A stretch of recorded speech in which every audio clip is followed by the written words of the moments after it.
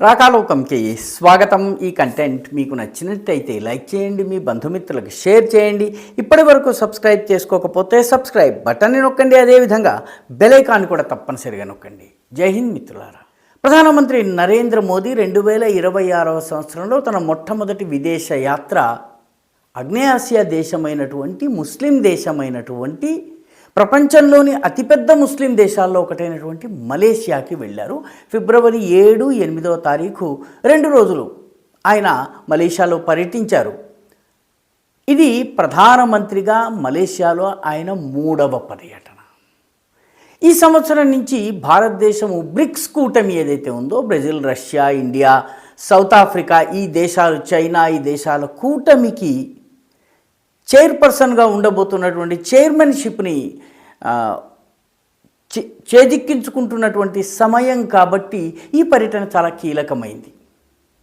ఈ మలేషియా పర్యటన ప్రాధాన్యం ఏమిటి? ప్రధానమంత్రి తన తొలి పర్యటనగా 2026లో మలేషియాని ఎందుకు ఎంచుకున్నారు? ఆయన తన 10-12 సంవత్సరాల పరిపాలనా కాలంలో ఈ దేశానికి 3 సార్లు ఎందుకు వెళ్ళారు?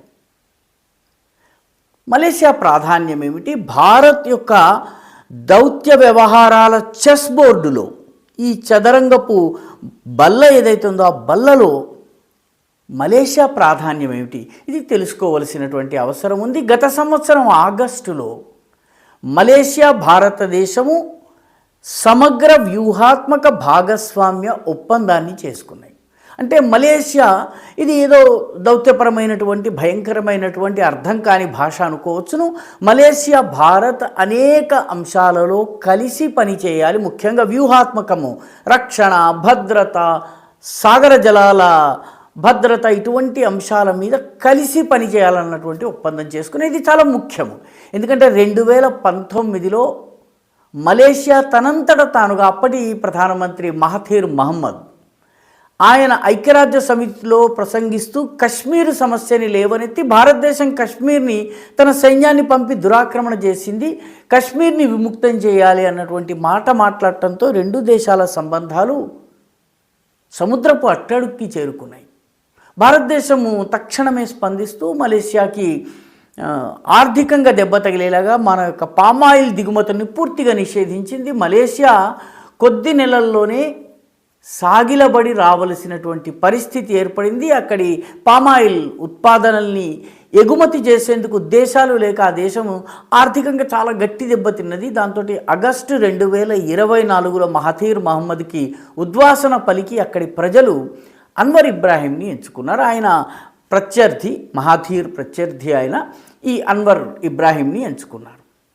సో మలేషియా భారతదేశం ఈ రెండిటి మధ్య ఉన్నటువంటి సంబంధాలు అప్పటి నుంచి మెరుగుపడటం మొదలుపెట్టి ఆయన పాకిస్తాన్కి వెళ్ళారు. పాకిస్తాన్కి వెళ్ళి పాకిస్తాన్లో ఇది అంతర్గతంగా భారత్ పాకిస్తాన్ సరిదిద్దుకోవలసినటువంటి సమస్య అన్నారు. అంటే అంతర్జాతీయ సముదాయానికి, ఐక్యరాజ్య సమితికి ఇందులో పాత్ర లేదు అన్నారు. ఇది భారత్కి అనుకూలమైనటువంటి విషయం. ఆ తర్వాత ఆయన భారతదేశానికి వచ్చినప్పుడు భారతదేశంతో సత్సంబంధాలని కోరుకుంటున్నాం, ఘర్షణను కోరుకోవడం లేదు, కశ్మీరు విషయము ఐక్యరాజ్య సమితిలో భారతదేశానికి గుర్తింపు, గౌరవం దక్కాలి అన్నటువంటి మాట మాట్లాడారు. అంటే నెమ్మదిగా మలేషియా దిగి వచ్చింది. ఇప్పుడు ప్రధానమంత్రి అక్కడ పర్యటన చేస్తున్నారు.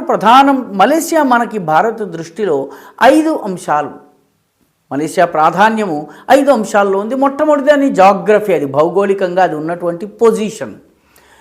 మలేషియా యొక్క దక్షిణ భాగము సింగపూర్, మలేషియా, అదేవిధంగా ఇండోనేషియాలు, ఈ 3 కలిసే చోట ఒక అత్యంత కీలకమైనటువంటి జలసంధి ఉంది, మలక్కా జలసంధి. ప్రపంచంలోని మొత్తము వాణిజ్యంలో 40% ఈ మలక్కా స్ట్రెయిట్స్ గుండా వెళుతుంది. కాబట్టి మలేషియా, సింగపూర్, అదేవిధంగా ఇండోనేషియా, ఈ 3 భారత్కి చాలా ముఖ్యమైనవి. మన భారతదేశానికి సంబంధించి కూడా అండమాన్ నికోబార్లు ఈ మలక్కా స్ట్రెయిట్స్కి అత్యంత సమీపంలో ఉన్నాయి. కాబట్టి భవిష్యత్తులో చైనాతో ఘర్షణ వచ్చినట్టయితే మలక్కా స్ట్రెయిట్స్ని నియంత్రించడానికి మనకి సామర్థ్యం ఉంది. ఈ 3 దేశాలతో సత్సంబంధాలు ఉన్నట్లయితే మనము చైనాకి అడ్డుకట్ట వేయవచ్చును, చెక్ పెట్టవచ్చును.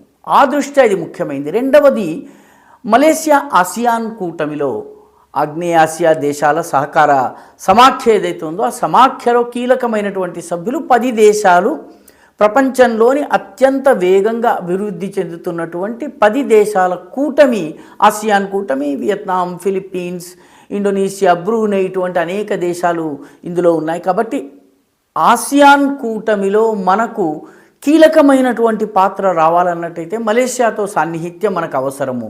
మూడవది చైనా. మలేషియాలో చైనా పెద్ద ఎత్తున ఇన్ఫ్రాస్ట్రక్చర్ కార్యక్రమాలను నిర్వహిస్తోంది. మలేషియా ముందు అటు అమెరికా ఇటు చైనా ఈ రెండిటి మధ్య ఏదో ఒకటిని ఎన్నుకోవలసినటువంటి పరిస్థితి ఉంది.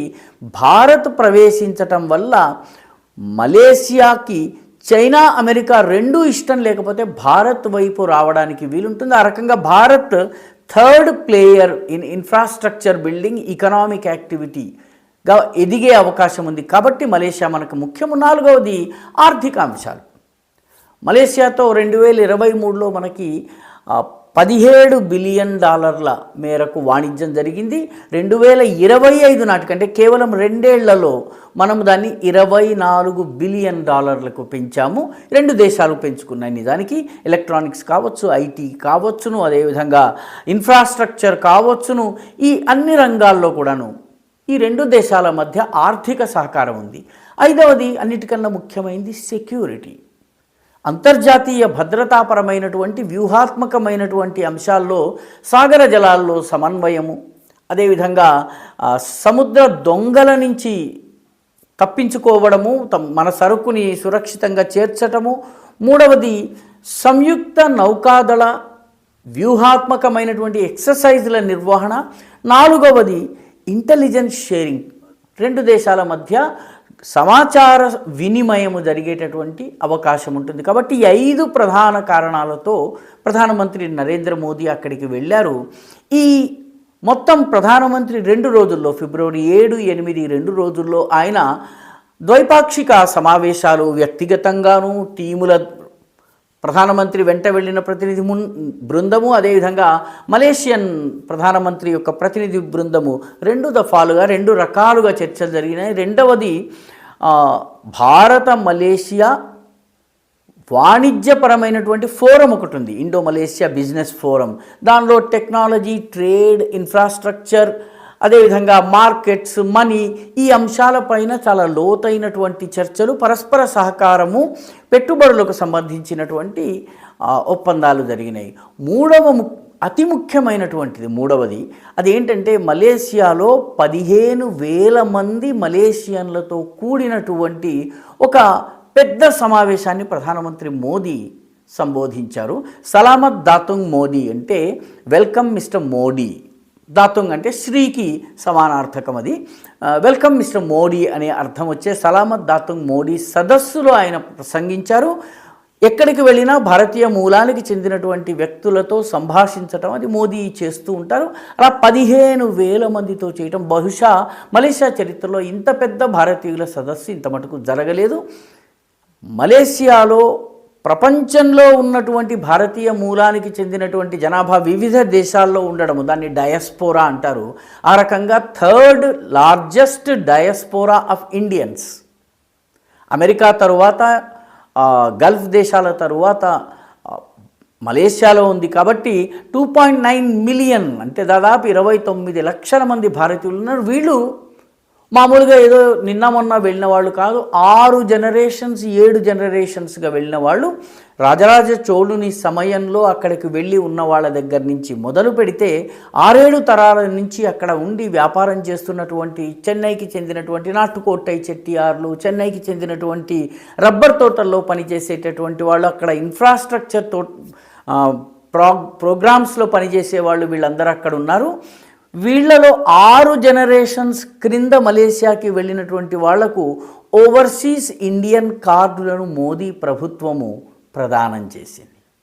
6 జనరేషన్ల క్రితం మీరు మలేషియాకి వెళ్ళినా మిమ్మల్ని భారతీయ మూలానికి చెందిన వారుగా గుర్తించి ప్రత్యేక కార్డులు ఇవ్వడం అంటే ఆ భారతీయ సముదాయంతో మన సంబంధాలని పెంచుకోవడం. ఓవర్సీస్ ఇండియన్ డయాస్పోరా ఎక్కడ ఉంటే ప్రవాసీ భారతీయుల్ని వదిలిపెట్టేది లేదు, వాళ్ళని మనతో కలుపుకోవడం. పైగా మలేషియాలో ఎన్నికలు రాబోతున్నాయి. మలేషియా ఎన్నికలు ఎప్పుడు టైగా ముగుస్తూ ఉంటాయి. ప్రధాన పార్టీలకి సమానంగా సీట్లు వస్తాయి. కాబట్టి భారతీయ మూలానికి చెందినటువంటి ఓటర్లు చాలా కీలక పాత్ర, 2.9 మిలియన్ జనాభా కీలక పాత్ర వహించబోతోంది. కాబట్టి దీనితో టైం చేస్తూ ఈ సలామత్ దాతుంగ్ మోదీ కార్యక్రమం జరిగింది. దీంతో పాటు మలేషియాలోని అతిపెద్ద హిందూ పండుగ తైపూసం, సుబ్రహ్మణ్య స్వామి ఆరాధన జరుగుతుంది, సుబ్రహ్మణ్య స్వామి పూజ జరుగుతుంది. మలేషియాలో ప్రపంచంలోని అతిపెద్ద సుబ్రహ్మణ్య స్వామి విగ్రహం ఉంది. కాబట్టి తైపూసం జరిగే సమయానికి మోదీ పర్యటనని టైం చేయడం, అక్కడ ఉన్నటువంటి హిందూ శక్తిని చూపించడం, ప్రవాసీ భారతీయ శక్తిని చూపించటము, తమిళ మూలానికి చెందినటువంటి ప్రజలందరినీ కలపటము. త్వరలో తమిళనాడు ఎన్నికలు కూడా జరగబోతున్నాయి. కాబట్టి దీని ప్రభావం ఏ మేరకు ఉంటుందన్నది చూడాల్సి ఉంది. మొత్తం మీద ఈ 3 ప్రధానమైనటువంటి కార్యక్రమాలు ప్రధానమంత్రి చేశారు. అందులో నేతాజీ సుభాష్తో కలిసి పనిచేసినటువంటి తరానికి చెందినటువంటి 2 ఆజాద్ హింద్ ఫౌజ్ సైనికులను కూడా ప్రధానమంత్రి ప్రత్యేకంగా కలిశారు.